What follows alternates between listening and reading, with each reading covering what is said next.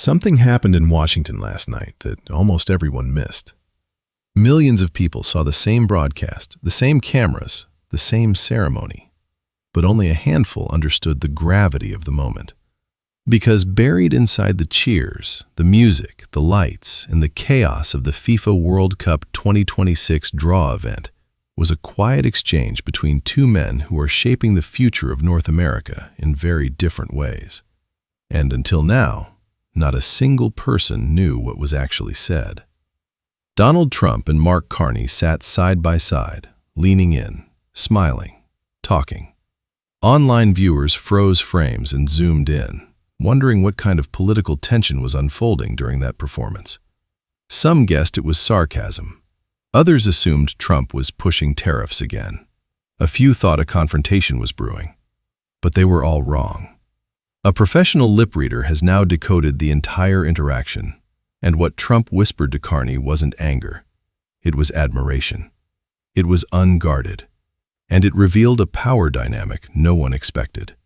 Tonight, on Northern Pulse, we break down why Trump tried to charm Carney, how Carney stayed completely in control, and why this single moment might reshape the entire North American political map. It began innocently.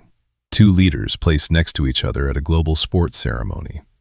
Cameras passed over them, the crowd roared, the music echoed, and every viewer assumed this was just another diplomatic arrangement.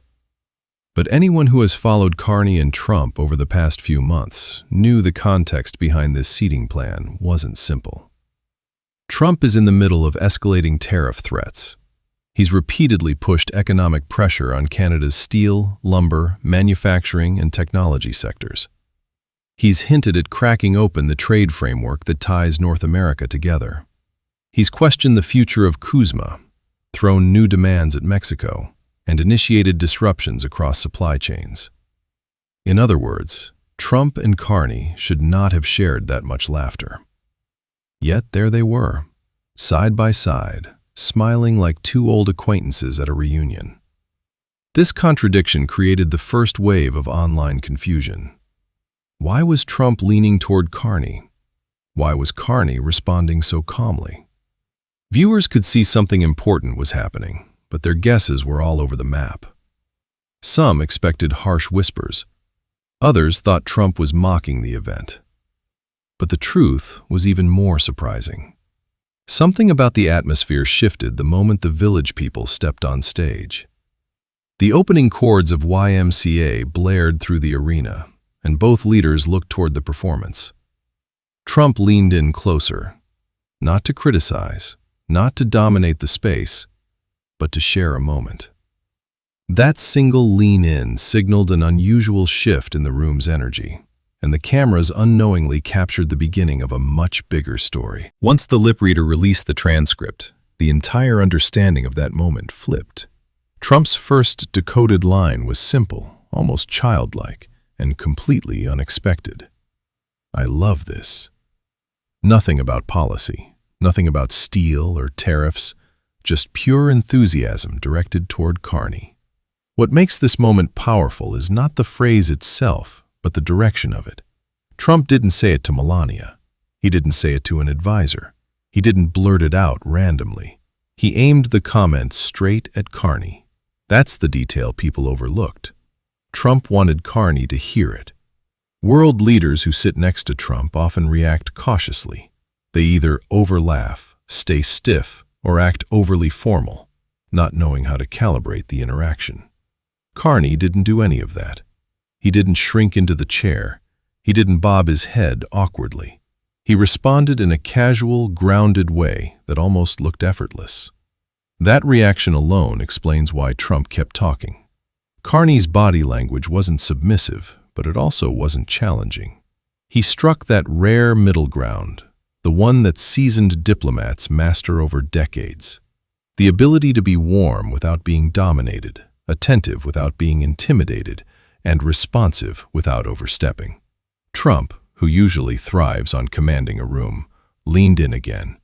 And this time, the lip reader decoded a second line that revealed even more about the hidden dynamic. Trump said, "Come on, they make me happy." This wasn't strategic. This wasn't tough talk. Trump was trying to casually open up, to draw Carney into the moment, to get a reaction out of him. And the reason that matters becomes clear in the next reveal. This is where viewers realized the real power dynamic unfolding on that stage. Trump's second comment wasn't just enthusiasm. It was an invitation, a subtle request for Carney's attention, a pull into the moment. Trump is used to being the gravitational center in any room.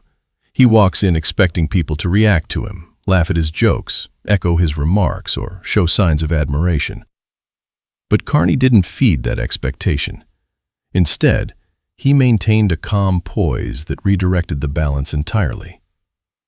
Diplomatic experts often talk about gravitational leaders, people whose presence quietly shifts the behavior of others around them.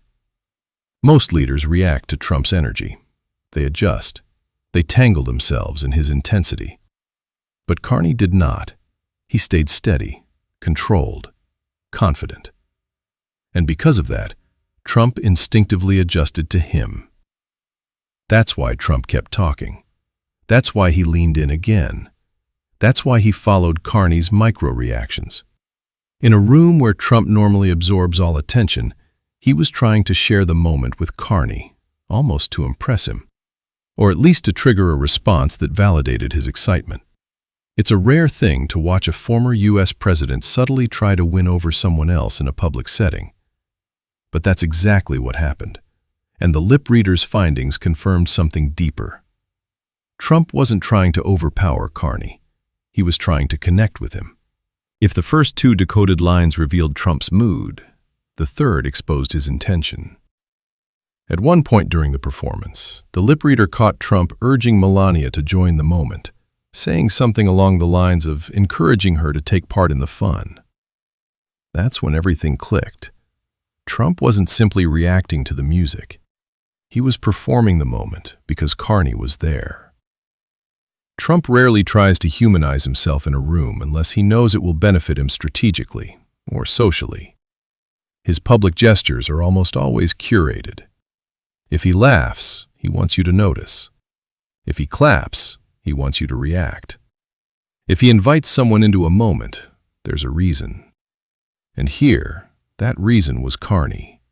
Trump wasn't trying to dominate the atmosphere. He was trying to share it. He wanted Carney to see him as more than a hardline negotiator or tariff-obsessed deal-maker. He wanted to appear light, warm, human, even approachable. Carney didn't overreact. He didn't play along excessively. He didn't absorb Trump's energy.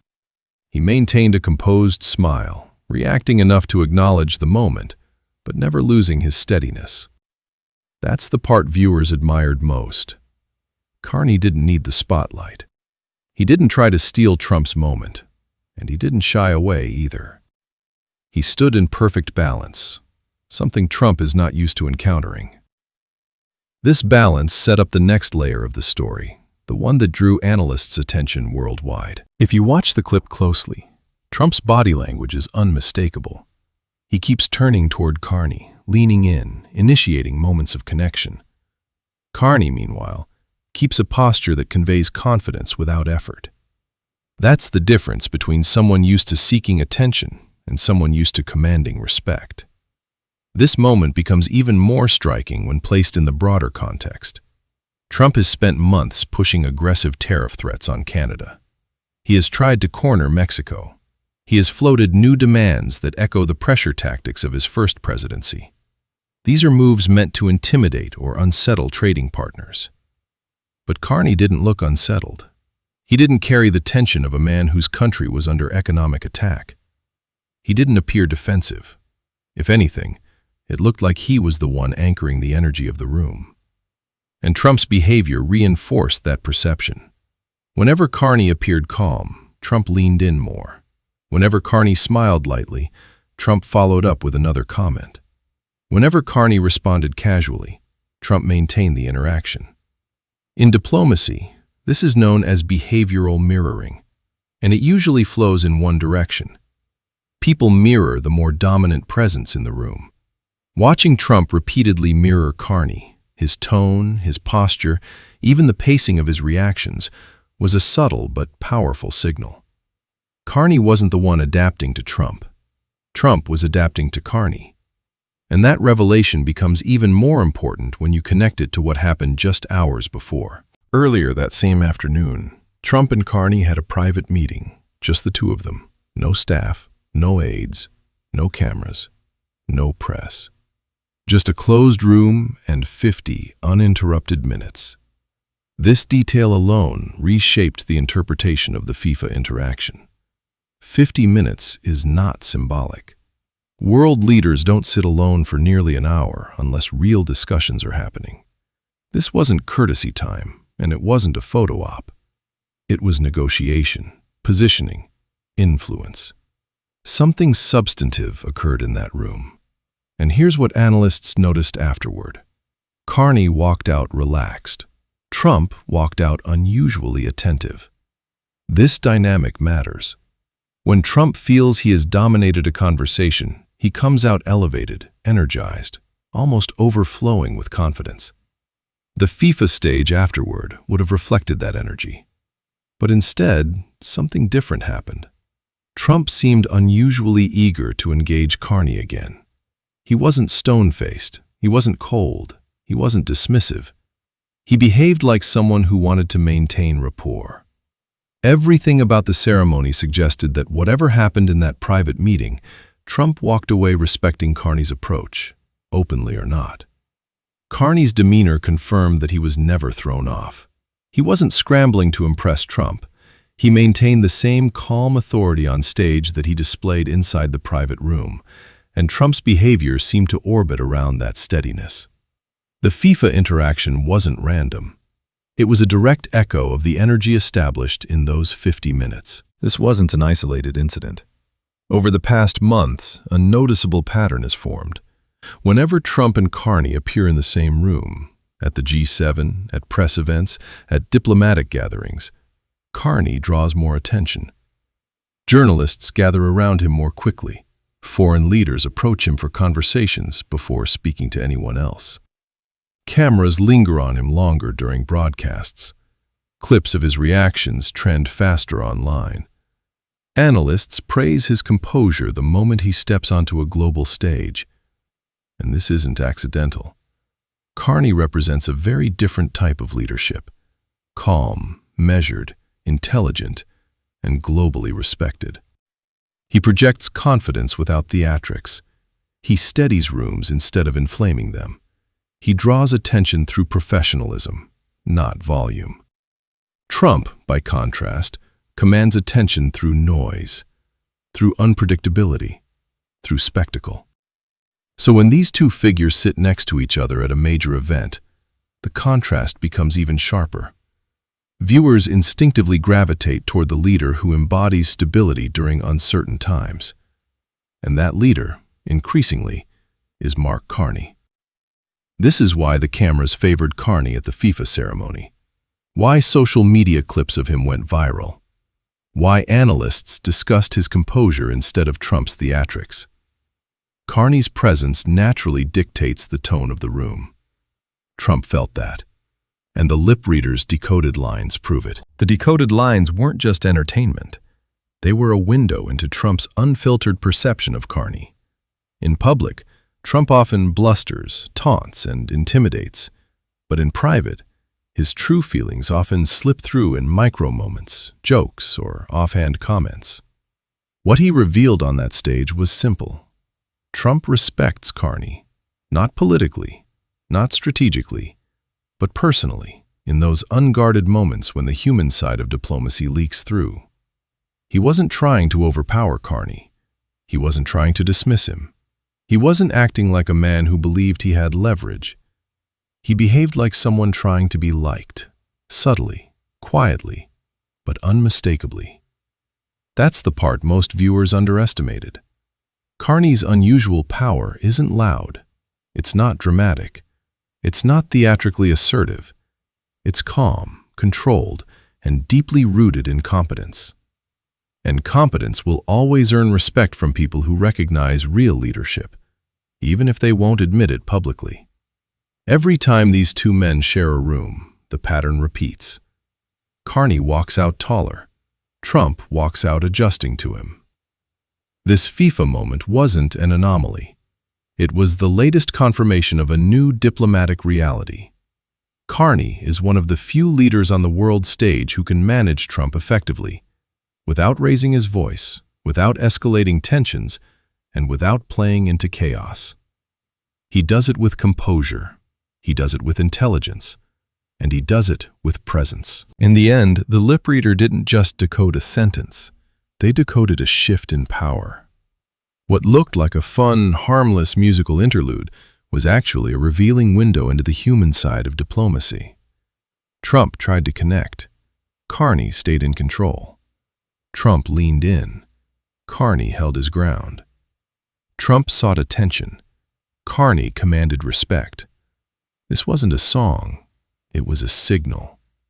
A sign that in a world full of noise, the person who remains steady becomes the one others turn toward. And last night, under stadium lights and fireworks, the quietest moment turned out to be the loudest message of all.